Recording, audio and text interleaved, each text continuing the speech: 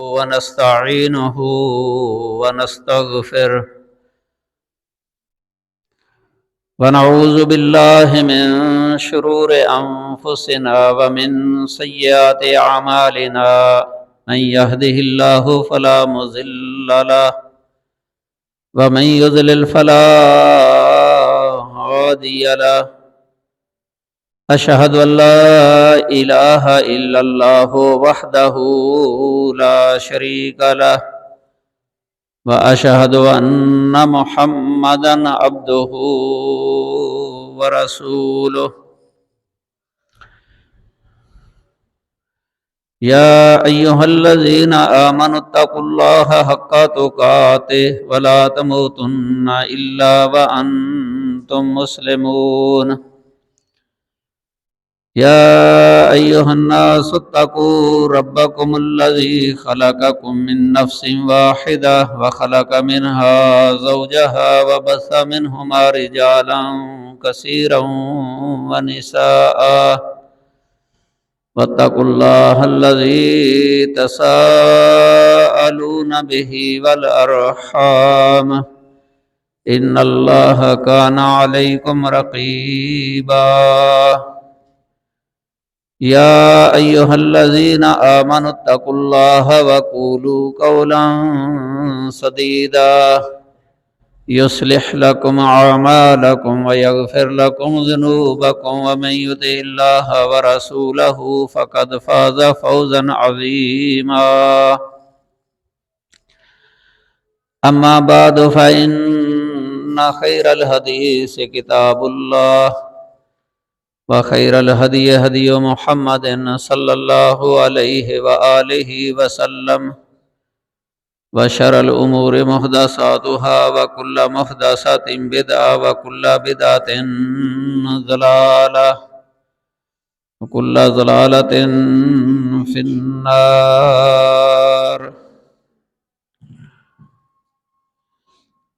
أعوذ بالله السميع العليم من الشيطان الرجيم بسم الله الرحمن الرحيم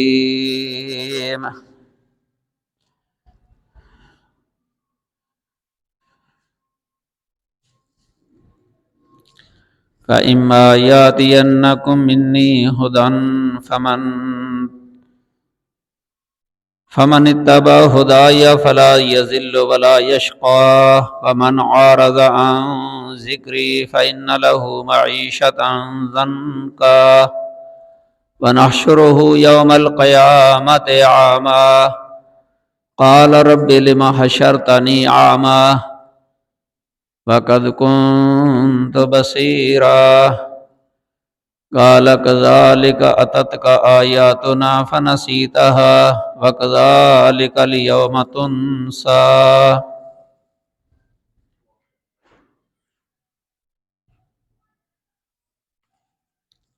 یہ سورہ طٰہ کی آیت کریمہ 123 اور 124 نمبر دو آیات کریمہ ہیں جو میں نے آپ کے سامنے پڑھی ہیں۔ اللہ تعالی نے آدم علیہ السلام کو پیدا کیا، پہلے جنت کے اندر ٹھہرایا۔ آدم علیہ السلام کو پہلے جنت کے اندر ٹھہرایا تھا، لیکن ایک پھل کھانے سے منع کیا کہ جنت کے اس درخت کے پاس جانا ہی نہیں ہے۔ وَلَا تَقْرَبَا هَٰذِهِ الشَّجَرَةَ فَتَكُونَا مِنَ الظَّالِمِينَ کہ جنت کے اس درخت کے پاس جانا نہیں، اس کے قریب نہیں ہونا، کیونکہ اگر تم اس درخت سے قریب ہو گئے، کھا لیا، تو تم قصورواروں میں سے ہو جاؤ گے، اپنے نفس پر ظلم کرنے والوں میں سے ہو جاؤ گے۔ اللہ وحدہ لا شریک نے ان کا بیان کچھ سورۃ البقرہ میں کیا ہے اور اس کے بعد سورۃ الاعراف میں اور سورہ طٰہٰ میں ذکر کیا ہے۔ اللہ تعالیٰ نے آدم علیہ السلام کو بہت ہی مکرم بنایا، فرشتوں کو حکم بھی دیا تھا کہ آدم کے سامنے جھک جائیں، تعظیمی سجدہ کروایا اور جنت کے اندر رکھا ان کو اور ان کی بیوی کو، حوا علیہ السلام کو، ان کے ساتھ اسکن انت وزوجک الجنہ کہ آدم تو اور تیری بیوی جنت کے اندر رہو، جہاں سے چاہو کھاؤ پیو، لباس بھی پہنا دیا اللہ وحدہ لا شریک نے ان کو، اور بڑی نعمتوں کے اندر رکھا، لیکن شیطان کو یہ برداشت نہ ہوا، فوسوس الیہ الشیطان، شیطان نے ان کے دلوں کے اندر وسوسہ ڈالا، کہا یا آدم هل ادلک علی شجرۃ الخلد وملک لا یبلی، کیا میں آپ کو ایک ایسا درخت نہ بتاؤں، ایسے درخت کی رہنمائی نہ کروں جو ہمیشہ ہمیشہ رہنے کا ہے، اور ایسی بادشاہی کے اندر تم رہو گے جو کبھی بسیدہ نہیں ہوگی، اسی طرح ہی رہے گی تر و تازہ۔ فَأَكَلَا مِنْهَا، چنانچہ ان دونوں نے اس میں سے کھا لیا،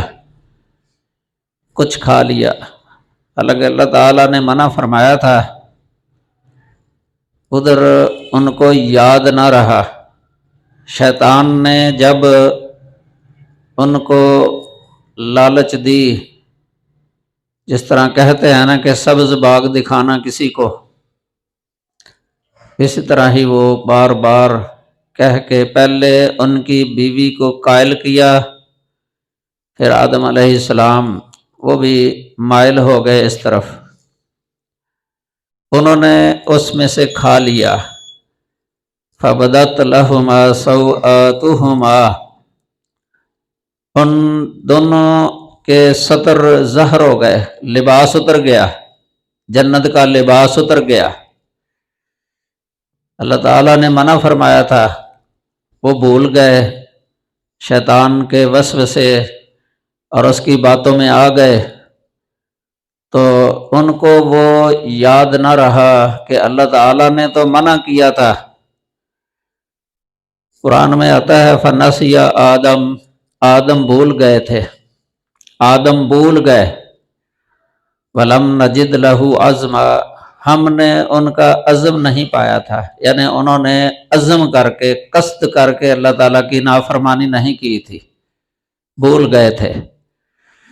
بہرحال ان کا لباس اتر گیا، وَطَفِقَا يَخْصِفَانِ عَلَيْهِمَا مِنْ وَرَقِ الْجَنَّةِ، جنت کے پتے جو ہے نا جوڑ جوڑ کے وہ اپنے صدر کو ڈانپنے لگے، وَعَصَىٰ آدَمُ رَبَّهُ فَغَوَىٰ ثُمَّ اجْتَبَاهُ رَبُّهُ فَتَابَ عَلَيْهِ وَهَدَىٰ، بہرحال آدم علیہ السلام سے نافرمانی ہو گئی، اس کے بعد اللہ تعالیٰ نے ان کو توبہ کی توفیق دے دی، اللہ نے ان کو پسند کر لیا، توبہ کی توفیق دے دی اور ان کی رہنمائی کر دی، لیکن ان کو ہمیشہ جنت کے اندر اس وقت نہیں رکھا۔ آدم علیہ السلام نے اللہ سے معافی مانگی، وہ کلمات بھی اللہ تعالیٰ نے بتا دیے کہ ان کلمات کے ساتھ جو ہے نا مجھے پکارنا ہے۔ فَتَلَقَّى آدَمُ مِن رَبِّهِ کلمات،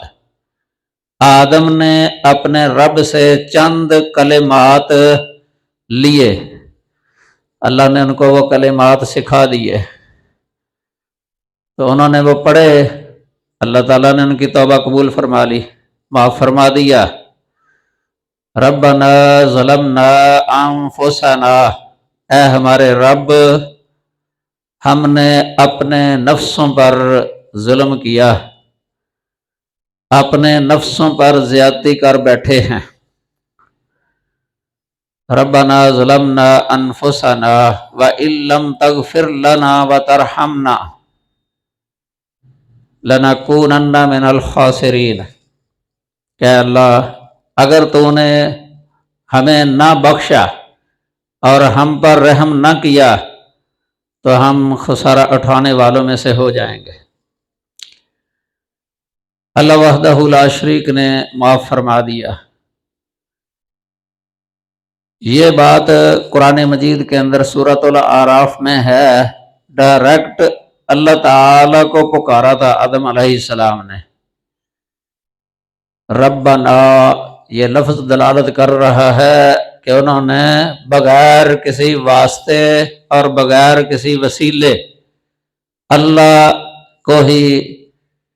مخاطب کیا ہے۔ ربنا، اے ہمارے رب، ہم نے اپنے نفسوں پر ظلم کیا، زیادتی کی، اگر تو نے ہمیں نہ بخشا اور ہم پر رحم نہ کیا تو ہم خسارہ اٹھانے والوں میں سے بن جائیں گے۔ فتاب علیہ، اللہ تعالیٰ نے ان کی توبہ قبول فرما لی، معاف فرما دیا۔ یہاں بھی اللہ تعالیٰ فرماتے ہیں فتاب علیہ وہدا، ان کی صحیح رہنمائی کر دی، توبہ قبول فرما لی۔ کچھ لوگ یہ بات بناتے ہیں کہ آدم علیہ السلام کی توبہ قبول نہیں ہو رہی تھی، پریشان تھے، ان کی نظر اچانک ان کی نظر عرش کی طرف پڑی، عرش پر پڑی، اللہ کا عرش، عرش پر لکھا ہوا تھا لا الہ الا اللہ محمد الرسول اللہ۔ آدم علیہ السلام نے اللہ تعالیٰ سے پوچھا کہ یہ محمد کون ہیں صلی اللہ علیہ وسلم؟ اللہ تعالیٰ نے فرمایا کہ یہ آپ کی اولاد میں سے آخری نبی ہیں، خاتم النبیین۔ اگر یہ نہ ہوتے، لولا محمد لما خلقتک، اگر یہ محمد نہ ہوتے تو میں تجھے بھی پیدا نہ کرتا۔ آدم علیہ السلام نے سوچا کہ یہ اتنے مقام اور مرتبے والے ہیں کہ اللہ تعالیٰ نے ان کا نام اپنے نام کے ساتھ لکھا ہے، ان کے وسیلے کے ساتھ دعا کی جائے تو پھر یہ توبہ قبول ہوگی۔ چنانچہ انہوں نے محمد صلی اللہ علیہ وسلم کا وسیلہ ڈالا، پھر دعا قبول ہوئی ان کی۔ یہ بات عام لوگ بیان کرتے ہیں، لیکن جب ہم قرآن مجید پڑھتے ہیں، جو سب سے زیادہ سچی کتاب ہے اللہ تعالیٰ کی، بذریعہ وحی رسول اللہ صلی اللہ علیہ وسلم پر نازل ہوئی ہے، یہ الفرقان ہے، یہ کتاب قرآن پاک الفرقان ہے، یہ حق اور ناحق کے درمیان بہت بہت فرق کر دینے والی کتاب ہے قرآن پاک۔ ان ھذا القرآن یہدی للتی ہی اقوم، کہ یہ وہ قرآن ہے جو ایسا راستہ دکھا دیتا ہے جو بالکل سیدھا اور پکا راستہ ہے، سیدھا اور پکا راستہ۔ قرآن پاک میں اللہ تعالیٰ نے یہ بیان فرمایا ہے ربنا ظلمنا انفسنا، یہ دعا ہے ان کی جو اللہ نے خود سکھائی تھی کہ یہ دعا پڑھیں، اس میں کسی بھی وسیلے کا ذکر نہیں ہے، بلکہ آپ پورا قرآن مجید پڑھ جائیں الحمدللہ رب العالمین سے والناس تک، قرآن پاک کے اندر بہت ساری دعائیں ہیں، انبیاء کی دعائیں ہیں، نیک لوگوں کی دعائیں ہیں، کسی دعا کے اندر کسی کا بھی وسیلہ نہیں ہے، ڈائریکٹ اللہ تعالیٰ سے ہے، ربنا یا ربی یا اللہم، ان الفاظ سے دعائیں ہیں، ربنا کے ساتھ ہیں ربنا آتنا فی الدنیا حسنہ وفی الآخرۃ حسنہ وقنا عذاب النار، یہاں بھی اسی طرح ربنا ظلمنا انفسنا، ابراہیم علیہ السلام کی دعا ہے رب اغفر لی ولوالدی وللمؤمنین یوم یقوم الحساب، انبیاء کی دعائیں بغیر وسیلے کے، بعد والے کسی بھی نبی نے اپنے سے پہلے نبی کا کبھی وسیلہ نہیں ڈالا دعا کے اندر۔ آج لوگوں کا یہ نظریہ ہے کہ جب تک وسیلہ نہ ڈالا جائے دعا قبول نہیں ہوتی، یہ غلط ہے۔ آدم علیہ السلام نے بغیر وسیلے اللہ تعالی سے عرض کی تھی اور اللہ نے خود آپ وہ دعا سکھائی ہے ربنا ظلمنا انفسنا،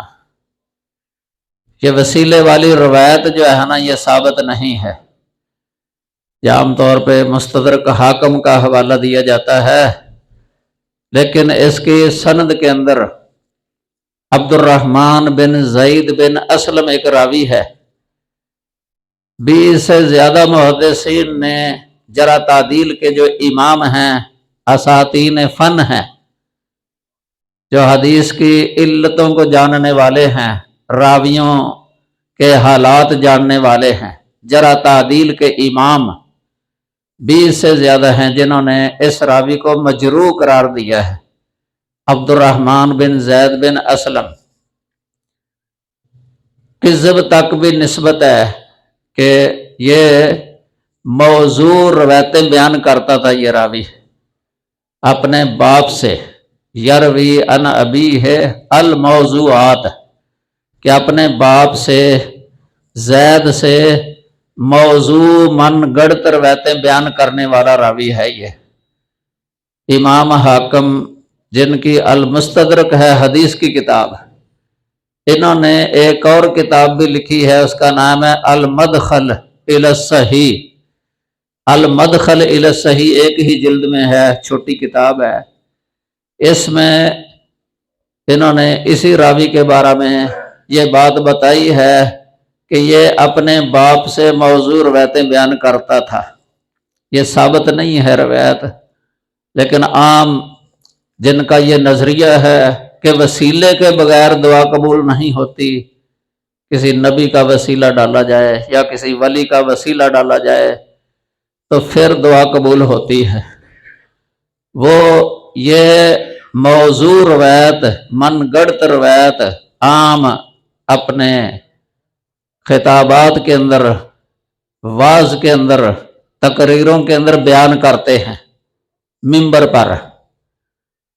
لیکن یہ نہیں بتائیں گے کبھی بھی کہ اس کی سند کیسی ہے، روایت بیان کر دیں گے، حوالہ بھی دے دیں گے، لیکن یہ ذکر نہیں کریں گے کہ اس کی سند یہ ثابت نہیں ہے، اور یہ بیان نہیں کریں گے کہ یہ روایت قرآن کے بھی خلاف ہے۔ بہرحال یہ ایک ضمنی بات تھی، آدم علیہ السلام نے دعا کی کہ یا اللہ ہم سے غلطی ہو گئی، تو معاف فرما دے، ہمیں بخش، ہم پر رحمت فرما دے، اللہ تعالیٰ نے ان کو معاف فرما دیا۔ اس سے یہ مسئلہ نکلتا ہے کہ بندے سے جب کوئی گناہ ہو جائے اللہ تعالیٰ سے معافی مانگے ڈائریکٹ اللہ تعالیٰ کو پکارے، نادم ہو جائے، پشیمان ہو جائے، اللہ تعالیٰ معاف فرما دینے والا ہے۔ وَمَن يَغْفِرُ الذُّنُوبَ إِلَّا أَنْتَ، یا وَلَا يَغْفِرُ الذُّنُوبَ إِلَّا أَنْتَ، کہ تیرے علاوہ کوئی گناہوں کو بخشنے والا نہیں ہے۔ وَمَن يَغْفِرُ الذُّنُوبَ إِلَّا اللَّهُ، اللہ کے علاوہ گناہوں کو کوئی بخش نہیں سکتا۔ یہ مغفرت جو ہے نا، اللہ کے حق کے ساتھ جس گناہ کا تعلق ہوتا ہے، حقوق اللہ کے بارے میں، وہ گناہ کوئی بخش نہیں سکتا سوائے اللہ کے، یہ اللہ کے ساتھ خاص ہے۔ وَلَا يَغْفِرُ الذُّنُوبَ إِلَّا أَنْتَ، کہ یا اللہ تو ہی گناہوں کو بخشنے والا ہے۔ بہرحال اللہ وحدہ لا شریک نے آدم علیہ السلام کو اور ان کی بیوی کو معاف فرما دیا اور ان کو زمین کی طرف بھیج دیا، اور ساتھ یہ کہا بعضکم لبعض عدو فإما یأتینکم منی ھدی فمن اتبع ھدای فلا یضل ولا یشقی، کہ اب زمین کے اندر تم نے رہنا ہے، تمہارے بعض کے دشمن ہوں گے۔ اللہ کو علم تھا کہ آدم کی اولاد سب برابر نہیں ہوں گے، بلکہ ان میں نیک بھی ہوں گے اور بد بھی ہوں گے، مشرک، کافر، یہود و نصارہ یہ ہوں گے، ہندوس ہوں گے، مجوسی ہوں گے، اور دوسری طرف مسلمان، نیک صالح مومنین، اللہ کے نیک بندے، یہ بھی ہوں گے۔ آدم کی اولاد میں سے انبیاء بھی ہوں گے، اور انبیاء کی قومیں ہوں گی، انبیاء کی نافرمانی کرنے والے اور ان کی اطاعت کرنے والے دونوں طرح کے ہوں گے۔ یہ ہے بعضکم لبعض عدو، بعض کے دشمن ہوں گے، یہ اللہ نے خبر دے دی تھی آدم علیہ السلام کو۔ پھر فرمایا فَإِمَّا يَأْتِيَنَّكُم مِّنِّي ھُدًى، میری طرف سے تمہارے پاس ہدایت آئے گی، ہدایت آئے گی، عظیم ہدایت آئے گی۔ اللہ تعالیٰ انبیاء کے ذریعے ہدایت دے گا، نازل کرے گا نبیوں پر، فرشتوں کے ذریعے، فرشتے کے ذریعے۔ اب ہدایت یہ وہ کتابیں ہیں جو اللہ نے انبیاء پر نازل فرمائی ہیں، انبیاء پر وحی آتی تھی، یہ خالص ہدایت ہے، سراسر ہدایت ہے، وحی اللہ کی طرف سے۔ اللہ فرماتے فَمَنِ اتَّبَعَ ھُدَایَ فَلَا یَضِلُّ وَلَا یشقی، جو بھی میری ہدایت کی پیروی کریں گے نا، وہ کبھی بھی گمراہ نہیں ہوں گے اور نہ ہی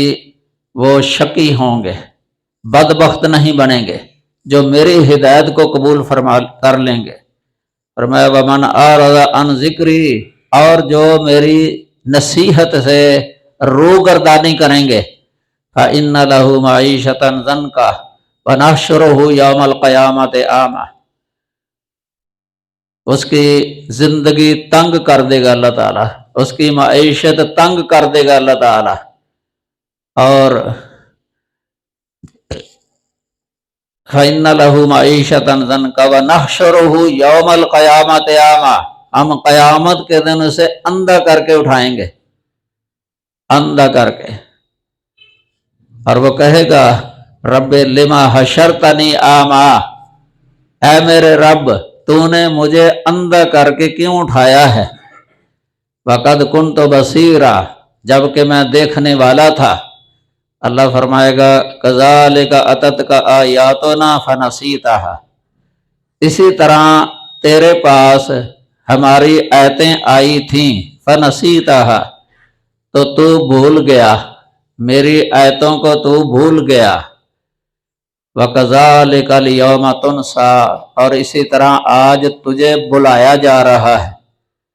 تجھ پر رحمت نہیں کی جا رہی، تجھے بلایا جا رہا ہے۔ یہ اللہ تعالیٰ آگے سے جواب دیں گے۔ یہ ایک مرحلہ ہے قیامت کے دن، قرآن مجید کے اندر آتا ہے من کان فی ہذہ اعمی فہو فی الآخرۃ اعمی واضل سبیلا، جو اس دنیا کے اندر اعمی ہے، اندھا، یہاں اندھا ہونے سے مراد دین سے اندھا ہونا ہے، دلیل سے اندھا ہونا ہے، دلائل سے اندھا ہونا۔ جو دنیا کے اندر اندھا رہا تو وہ آخرت کے اندر جو ہے نا وہ اعمی ہی ہوگا، اعمی قیامت کے دن، اور اس کو اس دن بھی صحیح راستہ معلوم نہیں ہو رہا ہوگا۔ تو یہ بعض مرحلوں کے اندر نبینا ہوگا اور بعض مرحلوں کے اندر دیکھنے والا بھی ہوگا۔ قرآن میں یہ بھی ذکر ہے فَإِذَا هُمْ قِيَامٌ يَنظُرُونَ، قیامت کے دن یہ کھڑے دیکھ رہے ہوں گے، ایک دوسرے کو دیکھ رہے ہوں گے۔ حجت سے جو ہے نا یہ اعمیٰ اس وقت بھی ہوگا، دلیل سے اندھا اس وقت بھی ہوگا، جس طرح دنیا کے اندر دلیل سے کوئی اندھا ہے نا، یہ قبر میں بھی اندھا ہی ہوگا دلیل سے، یعنی اس وقت دلیل نہیں ہوگی اس کے پاس کہ فرشتوں کو صحیح جواب دے سکے۔ قیامت کے دن بھی دلیل سے اندھا ہے وہ شخص جو دنیا کے اندر دلیل سے اندھا رہا۔ دلیل سے اندھا ہونا یہ بہت بڑی بدبختی ہے انسان کے لیے، جو دنیا کے اندر دلیل سے اندھا رہا اور اسی طرح ہی زندگی بسر کر لی اس نے، اور موت نے آ گھیرا، موت آ گئی اس کو۔ اس لیے علی وجہ البصیرہ جو ہے نا انسان کو ہونا چاہیے، علی وجہ البصیرہ، جیسے رسول اللہ صلی اللہ علیہ وسلم اور آپ کے صحابہ تھے، علی وجہ البصیرہ عمل کیا کرتے تھے، علی وجہ البصیرہ ہی دعوت دیا کرتے تھے، دعوت بھی علی وجہ البصیرہ، کتاب و سنت کی روشنی کے اندر، قرآن اور حدیث کے دلائل کی روشنی کے اندر جو دعوت ہے نا یہ ہے علی وجہ البصیرہ۔ اور جو دلیلوں کے بغیر ہی دعوت ہوتی ہے نا وہ ہے اندھی دعوت، اندھی دعوت، وہ گمراہی کا سبب بن جاتی ہے۔ دلائل جس کے پاس نہ ہوں وہ خود بھی اندھا ہے، گمراہ ہے، اور وہ دوسروں کو بھی گمراہ کرتا ہے جس کے پاس دلائل نہ ہوں، جو دلیل کے بغیر ہی دعوت دیتا ہے۔ اور دلیل وہ کتاب و سنت ہے، قرآن اور حدیث، جو بھی اس سے ہٹ گیا وہ گمراہ ہو گیا۔ یہی مطلب وَمَنْ أَعْرَضَ عَنْ ذِكْرِي فَإِنَّ لَهُ مَعِيشَةً ضَنْكًا، کہ جو میری نصیحت سے اعراض کرے۔ اللہ تعالیٰ نے سورہ بقرہ کے اندر بھی بیان فرمایا فَمَنْ تَبِعَ هُدَايَ فَلَا خَوْفٌ عَلَيْهِمْ وَلَا هُمْ يَحْزَنُونَ، کہ جو میری ہدایت کی پیروی کریں گے نا ان پر کوئی خوف نہیں ہوگا اور نہ کوئی حزن ہوگا۔ اور دوسرے لوگ جو اس کی پیروی نہیں کریں گے نا ان کے بارے میں فرمایا فَأُولَٰئِکَ أَصْحَابُ النَّارِ،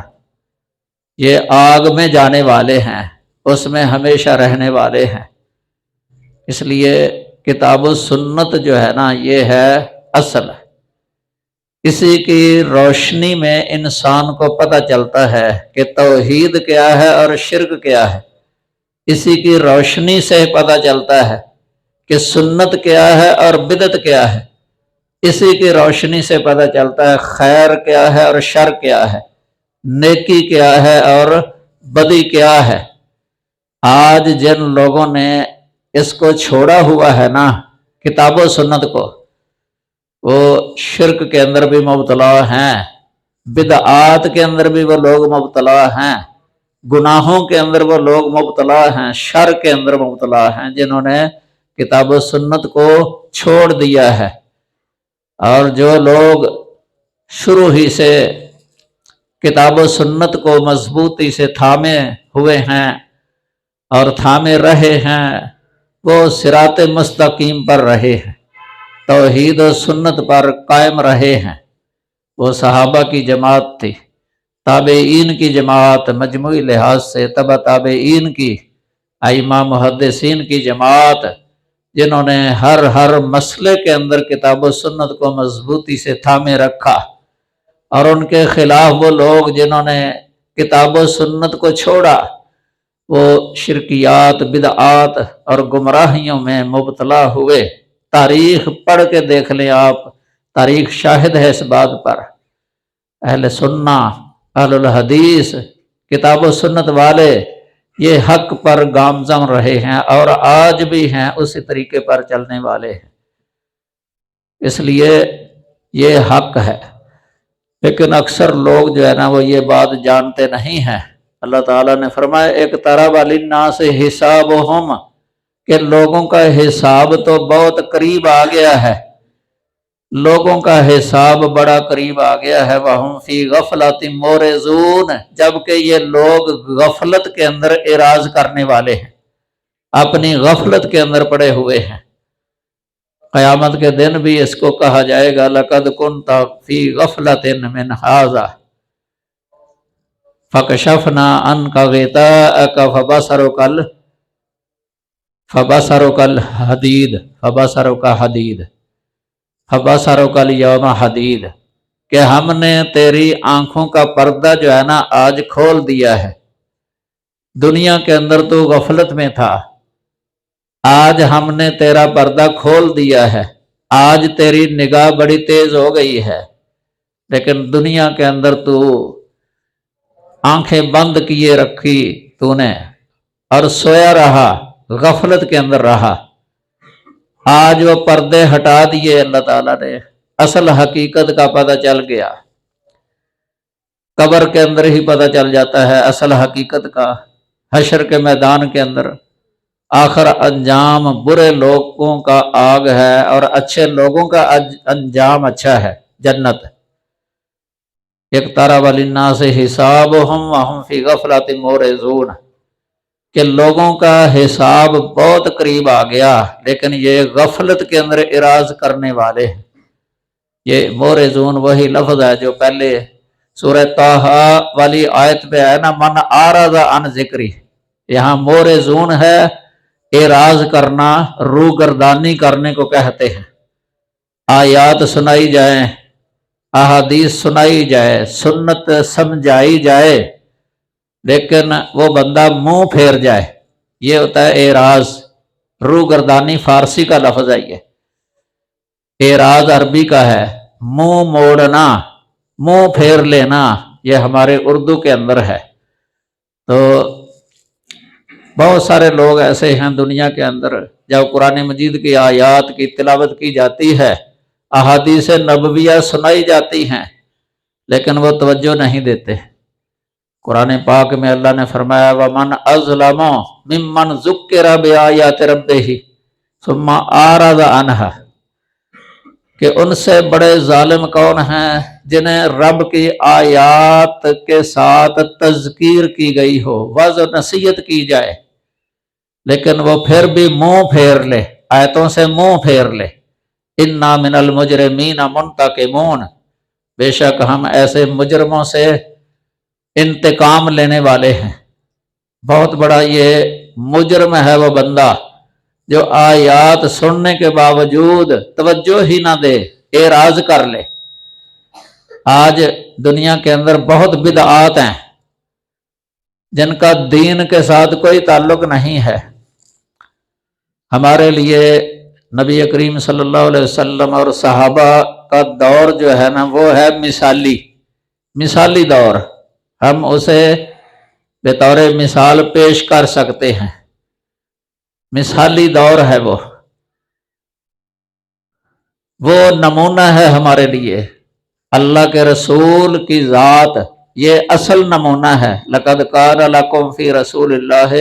أُسْوَةٌ حَسَنَةٌ، یقیناً اللہ کے رسول میں تمہارے لیے اسوہ حسنہ ہے، آپ کی زندگی ہمارے لیے اچھا نمونہ ہے، اور صحابہ کی زندگی مجموعی لحاظ سے وہ ہمارے لیے اچھا نمونہ ہے۔ صحابہ کے دور میں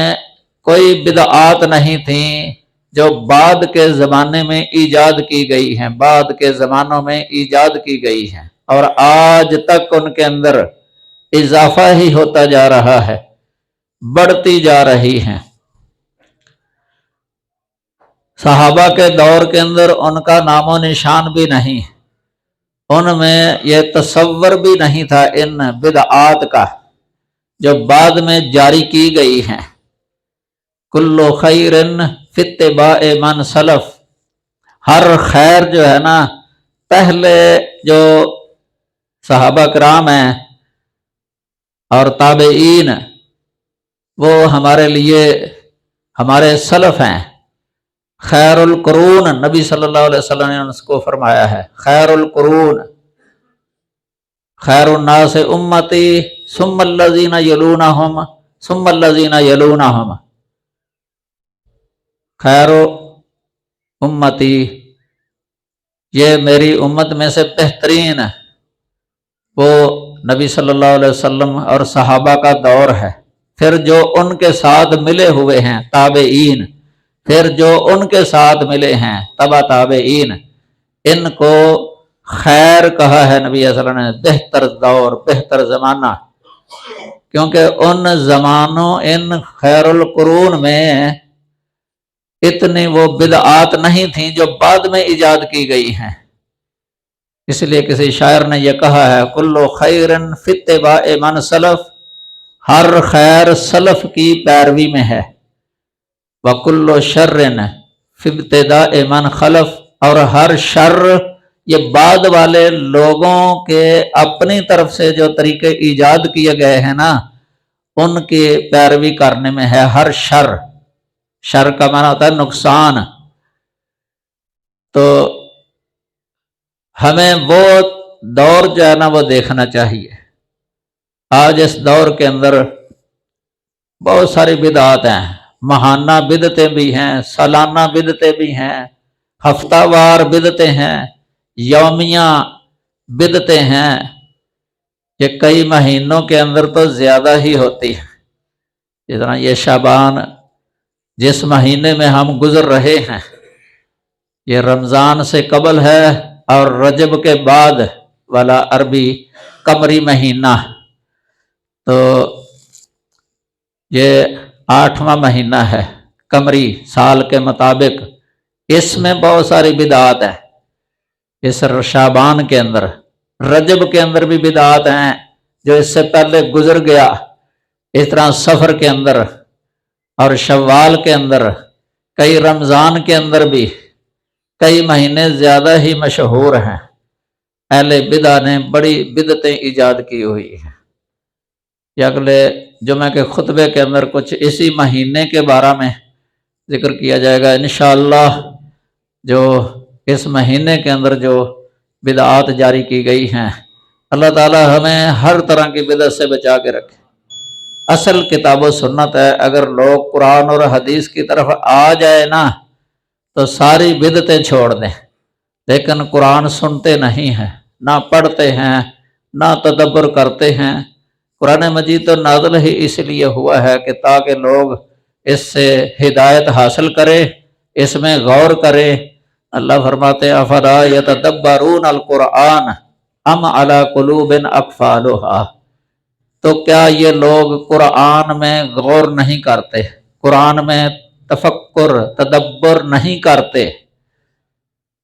بلکہ ان کے دلوں پر تو تالے لگے ہوئے ہیں۔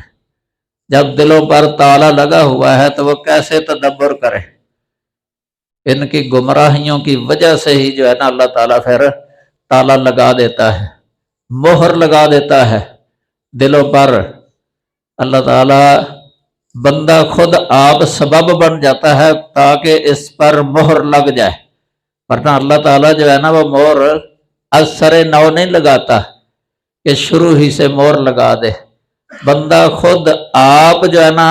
اپنی حالت اس طرح کی کر لیتا ہے، آخر کار اللہ تعالیٰ پھر مہر لگا ہی دیتا ہے۔ یہ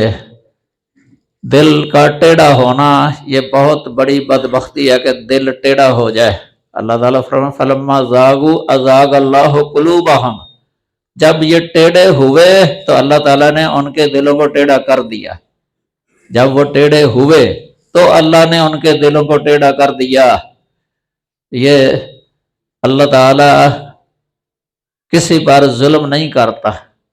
ظلم کرنا یہ اللہ کی صفت نہیں ہے، اللہ ذرہ بر بھی کسی پر ظلم نہیں کرتا۔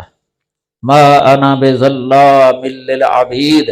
اللہ فرماتے ہیں کہ میں بندوں پر ذرہ بر بھی ظلم نہیں کرنے والا، ہرگز ظلم نہیں کرتا اللہ تعالیٰ۔ اللہ تعالیٰ تو پسند کرتا ہے کہ سارے لوگ اس طرف آ جائیں، واللہ یدعو الی دار السلام، اللہ تو دار السلام کی طرف دعوت دینے والا ہے، دعوت دیتا ہے کہ دار السلام کی طرف آ جاؤ۔ دار السلام جنت کے ناموں میں سے ایک نام ہے، سلامتی والا گھر، لیکن یہ شیطان جو ہے نا، ابلیس، اس کے بارے میں اللہ نے فرمایا یدعو حزبہ لیکونوا من اصحاب السعیر، کہ وہ اپنے گروہ کو دعوت دیتا رہتا ہے تاکہ وہ بڑکتی ہوئی آگ والوں میں سے ہو جائیں۔ شیطان خود آپ اس نے آگ میں داخل ہونا ہے۔ ابلیس پر لعنت کی گئی ہے قیامت کے دن تک، اللہ کی رحمت سے وہ دور کر دیا گیا ہے، لیکن وہ چاہتا ہے کہ میں اکیلا ہی آگ میں داخل نہ ہوں،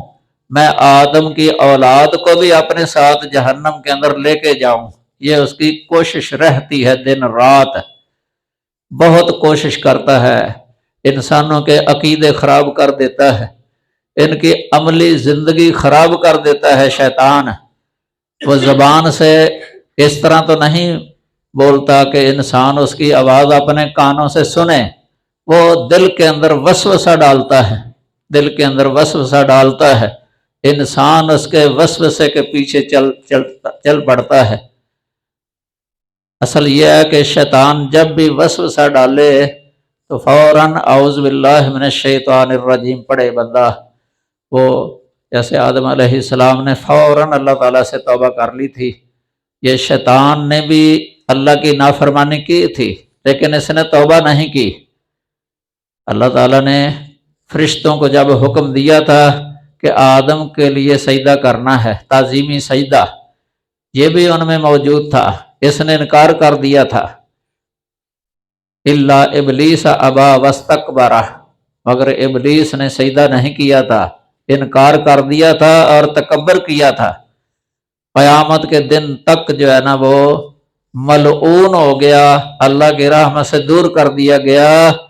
یہ اس کے تکبر کی وجہ سے، توبہ نہ کرنے کی وجہ سے، توبہ سے ہی انکار کر گیا تھا، توبہ سے انکار کر گیا۔ لیکن آدم علیہ السلام نادم ہوئے تھے، نادم، پشیمان، فوراً توبہ کر لی، اللہ نے توبہ قبول فرما لی۔ اب جو انسان کوئی گناہ کرتا ہے اور توبہ نہیں کرتا، اڑا رہتا ہے، آیات سنائی جائیں اڑا رہتا ہے، حدیثیں سنائی جائیں، وعظ و نصیحت کی جائے اڑا رہتا ہے، وہ شیطان کی پیروی کر رہا ہے۔ اور جو رجوع کر لیتا ہے، جلدی ہی سنبھل جاتا ہے، وہ گویا کہ آدم علیہ السلام کے طریقے پر چلتا ہے۔ اللہ تعالی ہمیں کتاب و سنت کے مطابق عقیدہ رکھنے اور عمل کرنے کی توفیق عطا فرمائے۔